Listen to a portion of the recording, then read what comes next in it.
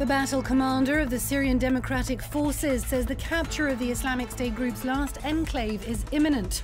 Facing criticism over the US's planned withdrawal from Syria, Mike Pence vows to hunt down extremists. Just hours before polls open, Nigeria's Electoral Commission delays this Saturday's vote. As rumours swirl of a plot to rig the election, both the president and the leading opposition candidate voiced their surprise and call for calm.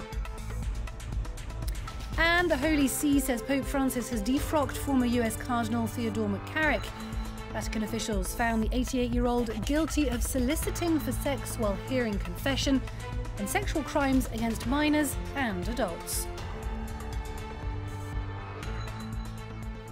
Thank you for joining us in the France 24 newsroom. I'm Nadia Sharbi. Victory is perhaps not quite as close as announced by Donald Trump, but imminent nonetheless. The battle commander of the US-backed Syrian Democratic Forces says his fighters are poised to capture the Islamic State group's last tiny enclave in eastern Syria, bringing the extremists' self-declared caliphate to the brink of total defeat. However, the 24-hour timeframe announced on Friday by the US president is unlikely to prove correct, as SDF forces have slowed down their advance to protect civilians who flooded out of the area in their thousands. Amid concerns that the tempo of battle could be dictated by political imperatives, Human Rights Watch has called on commanders not to try to accelerate the offensive to suit Trump's timetable. A little earlier, we spoke to our Beirut correspondent, Leila Malana-Arlen, who began by telling us more about the military situation on the ground. We have been hearing for the last few days that these are the final hours, and as you say, yesterday there's an announcement from Donald Trump that it would happen within 24 hours. The reason that hasn't happened, there was a bit of confusion this morning where we were getting contradictory statements, some people saying it was the end, but it's because they've been very surprised by the number of civilians coming out of this huge network of tunnels that's been built under this village of Bahrouz, and so they've been slowing down the offensive to try and let these civilians out. So it looks like it will be actually over the next few days, is what we're currently hearing from commanders of the SDF there, who are this Kurdish US-backed alliance.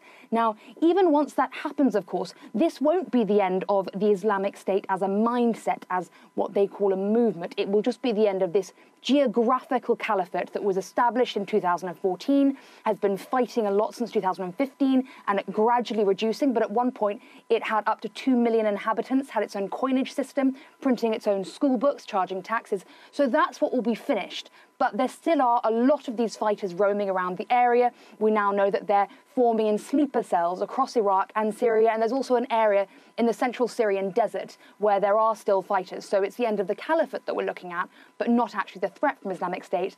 And we've got officials in the US warning that within a few months there could be a resurgence unless there's a serious commitment to eradicating the whole Islamic State mindset long term. And let's go back to the thousands of civilians who've been fleeing the area. Who are these people and what kind of assistance are they being given? So as I say, there's been a lot of surprise at just how many civilians there were left in this area. Part of that reason, of course, is the fact that many of the people who went didn't tell people they were going because they weren't supposed to be with the Islamic State and they were breaking the law by doing so. Now, there are lots of fighters, as we know, both local fighters from around the area and international fighters who went across, but there are also their families, people who travelled, women, to marry these men and brought children with them or had children while they were there. Now, as I say, up to 40,000 people leaving the area in the last few weeks, and most of them are going to a camp called Al-Hol, which has been described as hell at the moment. 645 people arrived there just yesterday evening. They have very little in the way of resources. One Kurdish official saying that only 5% of these people are being helped adequately. They are in standing water, freezing conditions, not enough tents. So currently really struggling. Many of them are making a kind of soup out of grass. That's the immediate threat. There's also the long-term situation of what to do with these people, because there are lots of foreign fighters and foreign civilians, but they are civilians who have been allied with the Islamic State, the so-called Islamic State. Now, lots of international governments saying that they refuse to repatriate these citizens because it will be very hard to try them, because it's so difficult to use evidence gained under battlefield circumstances. So at the moment, they really are in limbo. The local officials saying they won't keep them there forever, and international governments saying they're not willing to take these people back.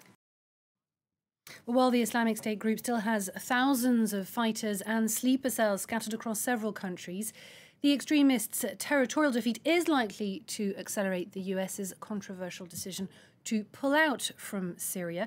And facing criticism from his European allies, Vice President Mike Pence used the opportunity of this weekend's security summit in Munich to vow that the US would hunt down extremists even after the military withdrawal. Take a listen. The United States will keep a strong presence in the region. We recognize it will not be enough to simply reclaim the territory of the caliphate. As we enter this new phase, the United States will continue to work with all our allies to hunt down the remnants of ISIS wherever and whenever they rear their ugly head. Nigerians hoping to cast their ballot in elections this Saturday were instead turned away from polling stations after the country's electoral commission announced that it was delaying the vote by a week. The last-minute turnaround has sparked rumours of a plot to rig the poll, leading both President Muhammadu Buhari and leading opposition candidate Atiku Abubakar to call for calm and travel to Abuja for a meeting with electoral officials to discuss the decision. Our Lagos correspondent Anna Cunningham tells us more about reactions to this last-gasp postponement. It's been quite extraordinary, really. I mean, we've been hearing from the opposition PDP party. They have said that they are shocked, and they've described the move by INEC, the Independent National Electoral Commission, as insensitive. They have also blamed Buhari and his party, the APC. They've said that they believe this is a huge disappointment. And they believe as well that INEC came under pressure to delay this from the governing party, from President Buhari's party, because they say they know that the situation on the ground is not favourable at the ballot box towards Buhari. Now, in terms of what President Buhari and his party, the APC, have said, they too have said that they are deeply disappointed. And they have denied these accusations. They said that the administration does not interfere in any way with INEC. So really, here we are, the middle of the night, 2:45 in the morning, the announcement was made, and now both parties are blaming each other. Rescuers in Zimbabwe have pulled 8 illegal miners alive from a flooded gold mine this Saturday. Missing since Tuesday, some 70 miners were all feared dead. Erin Ogunki and Shelley Seabon have more. Just as hope was starting to dissipate, cheers and dances of relief. The relatives of some of the missing miners in Zimbabwe, who had been trapped since Tuesday, were not expecting good news. But on Saturday, rescuers announced several miners had been found alive. So far, we've managed to bring out 8 miners alive. And we are yet to assist, to assess and find out if there are any more people down there who are still alive. But indications are that some of the guys they succumbed to gassing. On Tuesday, the artisanal miners had entered these holes in the ground, hoping to find gold. They had ventured some 100 meters deep underground, acting at night to avoid being seen by the owners of the mine. That's when heavy rains flooded the area, tearing down a dam. Though the exact number remains unknown, authorities say between 60 and 70 people were working underground when the shafts flooded. Police initially said they feared there would be no survivors. The incident brought renewed attention to the problem of artisanal mining in Zimbabwe. Though it is not banned outright, it is largely unregulated. And while it's a risky endeavor, it often provides a much-needed source of income. This is our land. And again, we are going to go back into the mine again, to mine again, because that's what we are relying upon, because no jobs in Zimbabwe. The precious metal they produce represents a significant share of Zimbabwe's output, which hit a record 33 tons last year. Let's go now to this developing news story. Russian news agencies say 21 people are believed trapped under debris after the walls of a university building partly collapsed in St. Petersburg. Several floors of the building apparently fell in during renovation work. We'll have more on this as it comes into us. France's yellow vest protesters have taken to the streets for the 14th weekend in a row. This amid infighting between leaders of the grassroots movement and, as a recent poll shows, dwindling popular support for the demonstrations, which began in November. According to the survey, more than 50% of people say they want the occasionally violent protests to end. Official numbers have yet to come in, but thousands of people have taken to the streets of the capital, as well as in the cities of Lyon, Toulouse and Bordeaux, among others, with a few clashes reported, including in Paris. Over the weeks, turnout has fallen from highs of over 300,000 nationwide to around 50,000 last week. Disgraced former US Cardinal Theodore McCarrick has become the most high-profile Catholic figure to be dismissed from the priesthood. This is a result of the Church's decades-long sexual abuse scandal and cover-up.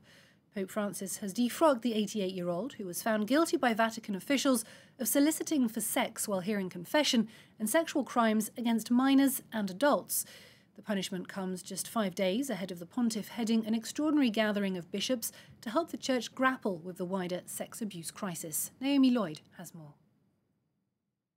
He was one of the most prominent and powerful US cardinals. Archbishop of Washington, D.C. from 2001 to 2006, he spoke out about the abuse scandal in the Catholic Church and was even in charge of drafting a new sexual abuse policy for bishops. I'm very optimistic. We're on the right road now, and I think that we're in something where we can guarantee our people in the United States that we're in control of this. It'll never happen again. Yet Cardinal McCarrick himself was an abuser. Now the 88-year-old is disgraced and defrocked, the Church's official term for being expelled from the priesthood. The Vatican said he was guilty of soliciting for sex while hearing confession and sexual crimes against minors and seminarians. In July, following allegations he'd assaulted a teenager while working as a priest in New York in the early 1970s, McCarrick resigned, the first cardinal to do so in nearly 100 years. However, he said he had no recollection of the alleged abuse. Since then, several more men have said they were forced to sleep with him at a beach house while studying for the priesthood. The former cardinal is among hundreds of members of the clergy accused of sexually abusing children over several decades. The scandals have shaken the faith of many Catholics and threatened the papacy of Pope Francis.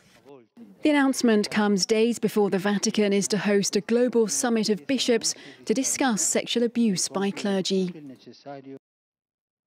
2 years after the fact, US football quarterback Colin Kaepernick and another NFL player have reached a settlement deal in regards to their decision to kneel at games during the national anthem. They were kneeling to protest racism and police brutality, but the issue created a national debate back in 2016 over whether it was unpatriotic. Solange Mougin reports. Colin Kaepernick was once just another star quarterback who helped his team to the Super Bowl. But 2.5 years ago, all that changed.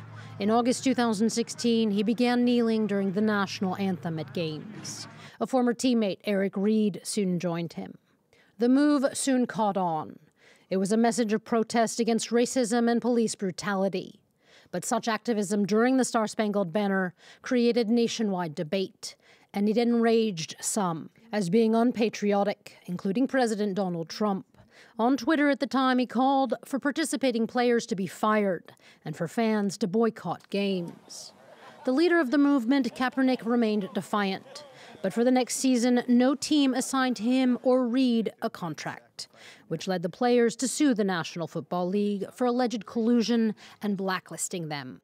Now, 2.5 years later, they finally reached a legal settlement. The surprise announcement was posted on social media. But Kaepernick and Reed have and are likely to remain mum about it, for the deal comes with a non-disclosure agreement. Yet American media and the football community speculate that large sums of money were part of the deal, and that the players are the big winners here, with some citing NFL officials who believe the league may have paid out between $60 and $80 million to keep the issue from being ruled on by an arbitrator this spring. As for Kaepernick, who hasn't played in 2 seasons, it's unknown if the quarterback turned activist, turned Nike-sponsored star, will return to America's favorite sport. And on that, we leave this edition. Stay tuned to France 24.